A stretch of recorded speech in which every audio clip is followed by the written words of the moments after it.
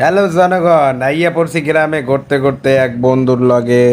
মগো বরিশালে কিন্তু হিউজ পরিমাণ খাল, খাল আর খাল, খাল আর খাল। তাতে হইছে কোন? যাই হোক, এখন এই যে দেখতে পাচ্ছেন খালের ওই পার আমার যাইতে হবে। এখন এই যে সামনে দেখতে পাইতেছেন যেটারে কি বলে, সাঁকো কয়, সাঁকো। ওইটা পার হইয়ে যাইতে হবে। তার যে কি অবস্থা, মানে এই চার বা সাঁকো পার হইছি মনে করেন প্রায় অন্তত নিম্নে হইলেও 27টা বছর আগে। এরপরে আর এরকম সাঁকো পার হই নাই। তো মানে উইটটা পার হব, পার হওয়ার আগেই মানে হাত পা কাঁপতাছে। পাও তো দেখেন কাঁপতাছে, মানে কাঁপাকাঁপি শুরু পুরা।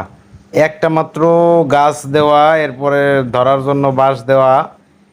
এরে ভাই, নিচে তো তাকাইলে তো মনে হয় যে এখনই ভাঙ্গে চুরিয়া নিয়ে পানির ভিতরে পড়বো।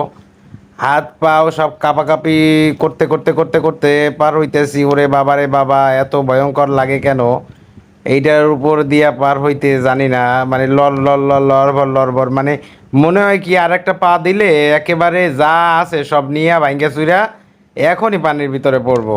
খুব ভয়ে ভয়ে পার হইতেছি। আর উপরে বাঁশ ধরনি বাই, সেটাও লড়ে। পায়ের নিচে যেটা ওইটাও নড়ে। মানে চারদিকে দেখতেছেন খালি জঙ্গল আর জঙ্গল। তো খুব ভয়ে ভয়ে পার হইতেছি। মানে আমার জীবনে আমি পার হইছি অনেক আগে, পার হইছি। আর আজকে প্রায় 7-8 বছর পর পার হইলাম। এরকম একটা সাঁকোর উপর দিয়া যদি আপনাদের দেওয়া হয় পার হইতে, আপনাদের কি অনুভূতি হবে আপনারা একটু আমাকে একটু শেয়ার করেন। আর আমার তো অনুভূতি ভালোই, অনেক বছর পর এরকম একটা ভয়ঙ্কর সাঁকো। অবশ্য যারা পার হয় তাদের কাছে সহজ, আমি পার হই না, আমার কাছে কঠিন। যাই হোক, ভালো থাকবেন, সুস্থ থাকবেন, টাটা, বাই বাই।